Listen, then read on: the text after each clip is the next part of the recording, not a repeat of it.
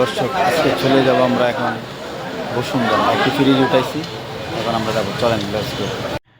এখন আমরা বসুন্ধরা গেটে ঢুকে পড়লাম। এই যে বাইকওয়ালা ভাই আমাদেরকে নিয়ে যাচ্ছে, ওনার পিছনে পিছনে এখন আমি যাচ্ছি, কারণ ওনাদের সাথে আরও লোক ছিল তো, আর ওনার বাইক ছিল, সেই জন্য উনি বাইক নিয়ে আগে চলে গেছেন। ওনাকে ফলো করে আমরা এখন যাচ্ছি। তো আসলে ভিতরে একটা মসজিদ আছে, অনেক সুন্দর। মসজিদটা দেখতে পেলেন আপনারা। মনে হয় আমরা খুব কাছাকাছি চলে এসেছি ওই ভাইয়াদের বাসায়। তো বাইক চালিয়ে যাচ্ছে উনি একা। তো একটা জিনিস ভালো লাগে, এখানে কোনো জ্যামজট নাই, গ্যাদারিং নাই, পরিবেশটা অনেক ভালো। একটা জিনিস কি, বসুন্ধরার ভিতরে ঢুকতে গেলে তখন গেটে আটকানো হয়, কারণ পারমিশন ছাড়া কাউকে অ্যালাউ করে না, পারমিশন নিতেই হয়। এখন আমরা ভাইয়াদের বাসার পাশেই চলে আসছি, মনে হয় আর বেশি সময় লাগবে না। এই এখন চলে আসলাম, এখানে গাড়ি ব্রেক করব। এই বিল্ডিং এখন মালগুলো নামাবে।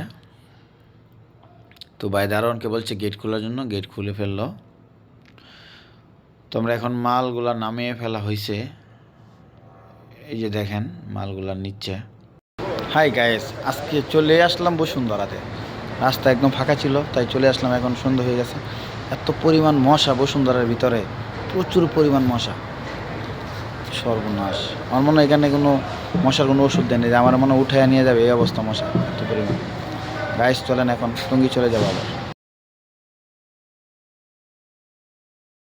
এখন 300 ফিটের কাছাকাছি চলে আসছি, এখন টঙ্গী চলে যাব।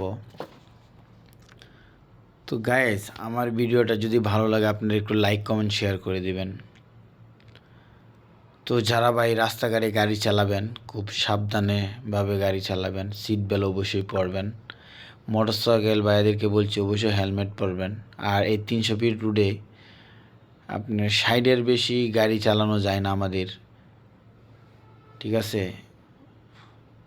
তো সবাই সাবধানভাবে গাড়ি চালাবেন, একটি দুর্ঘটনা সারা জীবনের কান্না।